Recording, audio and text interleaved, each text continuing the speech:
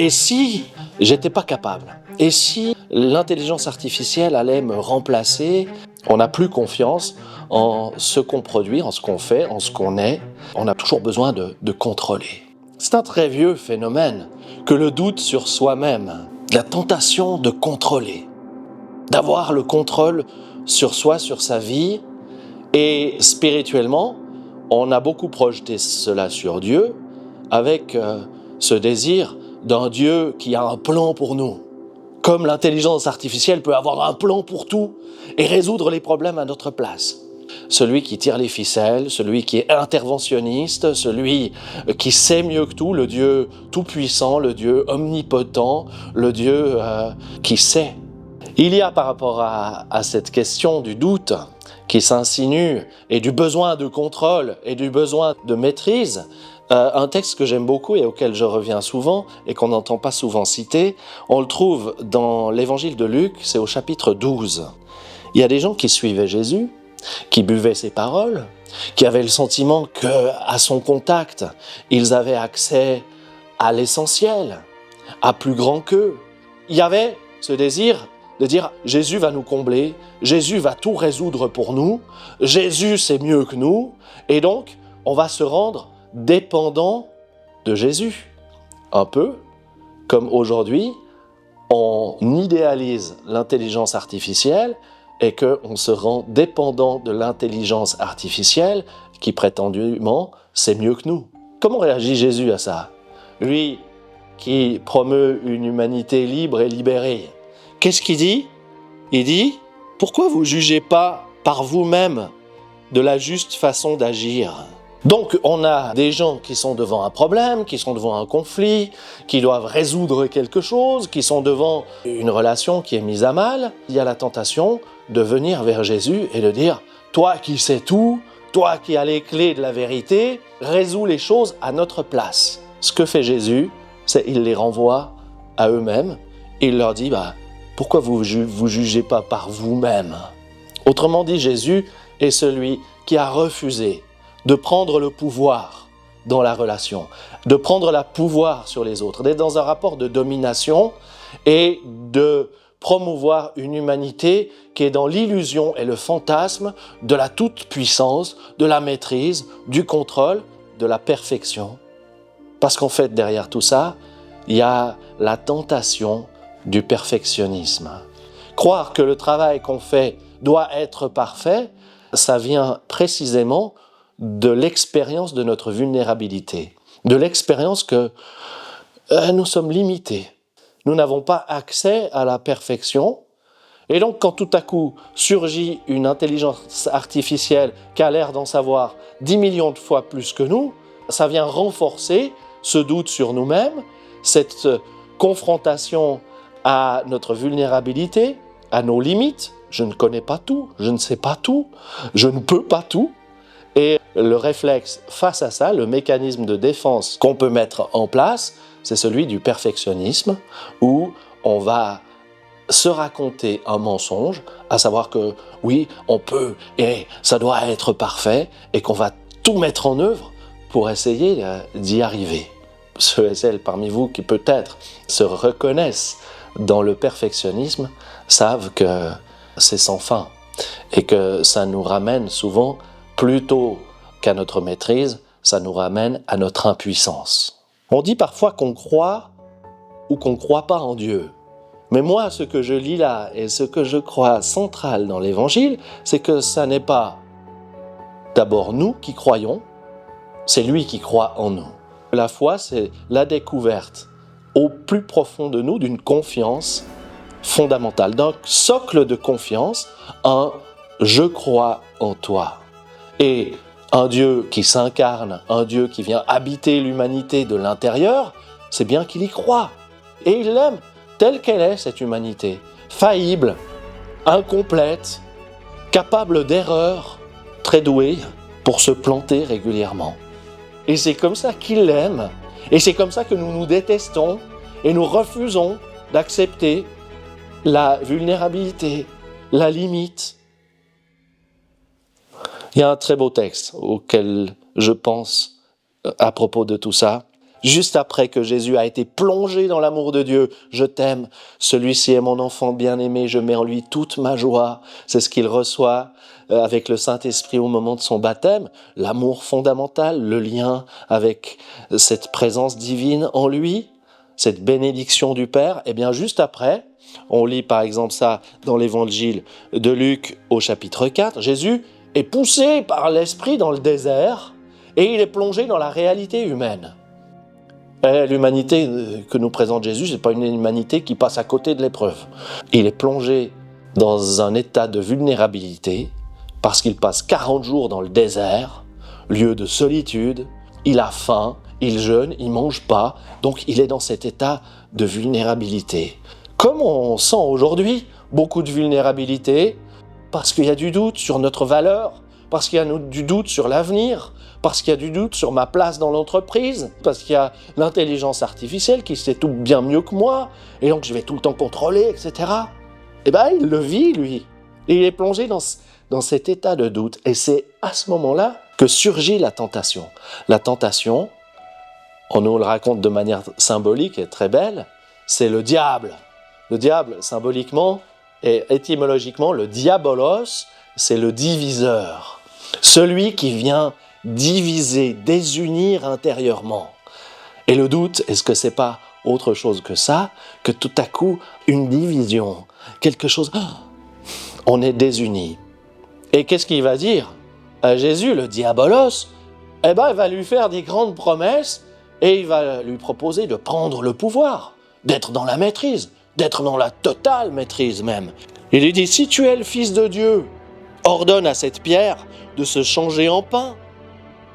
Ah ouais, ce serait tellement facile d'être comblé, d'être parfait, de plus avoir faim, de plus être vulnérable, de plus être fragile. Mais c'est un mensonge, c'est une illusion. Et Jésus, qui peut-être aurait pu prendre le pouvoir, il ne le fait pas, il refuse. Il dit, l'Écriture déclare, l'homme ne vivra pas de pain seulement. Cette tentation d'être tout-puissant, de maîtriser, de contrôler, d'être repu, d'être rempli, de nier nos limites, ça a un nom, ça s'appelle l'hubris, l'orgueil. L'orgueil est extrêmement puissant dans notre monde et on le voit à l'œuvre un peu partout. L'intelligence artificielle vient nous chercher là, parce qu'elle vient mettre le doute sur nos capacités, et en même temps, elle nous donne cet orgueil, cette illusion, cette pensée que nous pouvons tout savoir. Il y a un autre texte, au tout début de la Bible, de la création, où tout à coup, Dieu a créé le ciel, la terre, etc. Il a créé l'homme, il l'a béni, il lui a dit, mais vas-y, il l'a envoyé dans le monde, et il lui dit, tu peux manger de tous les arbres, des fruits de tous les arbres du jardin, mais il y en a un auquel tu ne dois pas toucher, c'est celui de l'arbre du fruit de la connaissance. Autrement dit, tu peux tout faire. Tu es un être de liberté, parce que tu es un humain, il y a une limite. Il y a une limite. Tu ne sais pas tout. Tu n'as pas accès à toute la vérité. Tu peux dire la vérité. Tu peux être vrai. Tu peux être authentique. Et c'est ça la vérité à laquelle tu es appelé. Mais tu ne peux pas tout maîtriser, tout contrôler. Tu n'es pas tout puissant. Et c'est bien comme ça. Et ça, on ne le supporte pas. On aimerait être Dieu. On aimerait être tout puissant. Et Jésus là, il y a encore deux autres tentations. Une où le diabolos lui dit « mais je te donnerai toute la puissance ». Et une autre où il dit « ah, tu peux te jeter du haut du temple et puis demander aux anges de te rattraper ».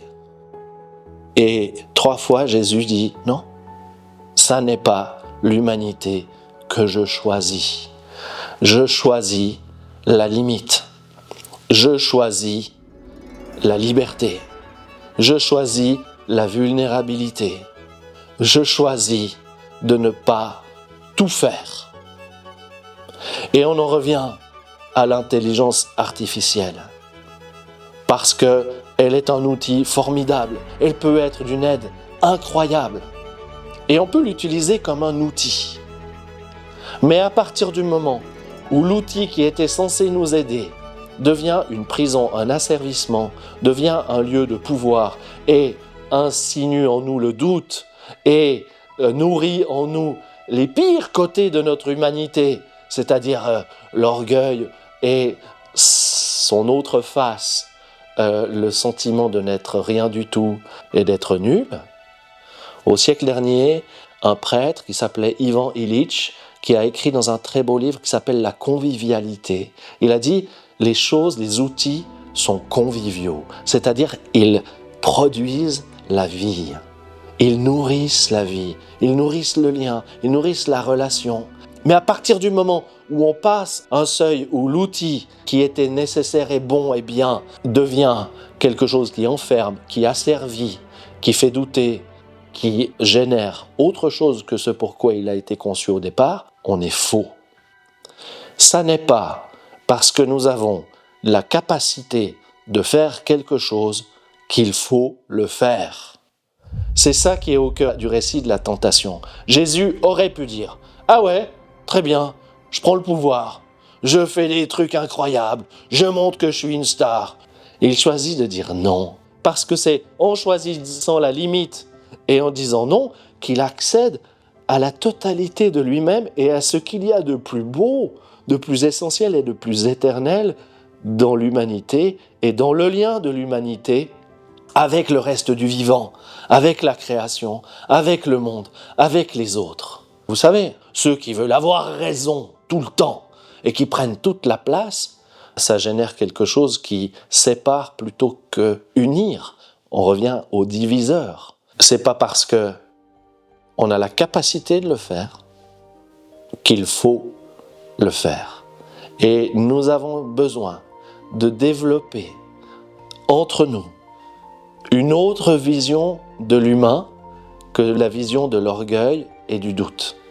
Nous avons besoin de développer une humanité responsable, éveillée, en lien avec le réel, en lien avec sa propre vulnérabilité, parce que c'est quand je suis vulnérable que je peux vraiment m'ouvrir à l'autre et que je peux ouvrir les mains. Quand je suis seul avec moi-même, tout puissant, il n'y a pas de relation, il n'y a pas de vie. Quand je suis vulnérable, c'est là que j'ouvre la possibilité d'un lien, d'une richesse, d'une croissance, et que je suis dans le respect aussi. Le respect de moi, le respect de l'autre, le respect au niveau écologique. Il y a vraiment quelque chose à dire par rapport à ça, parce que la toute-puissance de l'humain qui veut tout maîtriser, tout savoir, qui veut dominer, on voit ce que ça donne. Eh bien, s'auto-limiter, en apparence, c'est se restreindre, mais en même temps, c'est ouvrir les plus grandes potentialités de vie, d'amour, d'ajustement, de communion avec les autres. Alors, continuons à utiliser l'intelligence artificielle, mais refusons de lui donner toute la place, de lui donner tout le pouvoir, et refusons aussi de lui donner ce pouvoir qui consiste à instiller en nous le doute sur ce que nous sommes, sur ce que nous valons, sur ce dont nous sommes capables. Nous en sommes capables d'avoir de bons outils entre nos mains et d'avoir assez de discernement pour leur donner leur juste place. Mais pour que les outils aient leur juste place, il faut que nous puissions donner à nous-mêmes et aux autres, à l'humanité et à chaque chose vivante sur cette terre, sa juste place. Ni plus, ni moins. Et donc, Jésus, tenté dans le désert, et qui refuse la toute-puissance, et qui refuse la tentation de combler le manque par l'illusion de la complétude et de la puissance, Jésus est celui qui se positionne, et nous sommes invités à nous positionner en face de l'intelligence artificielle, en face de tous les outils, de toutes les potentialités qui nous sont offertes. Il se positionne et il nous dit « L'humanité est vraiment libérée quand elle découvre qu'elle n'a nul besoin d'être parfaite, mais qu'elle est parfaitement aimée et que c'est là la clé de la vraie vie.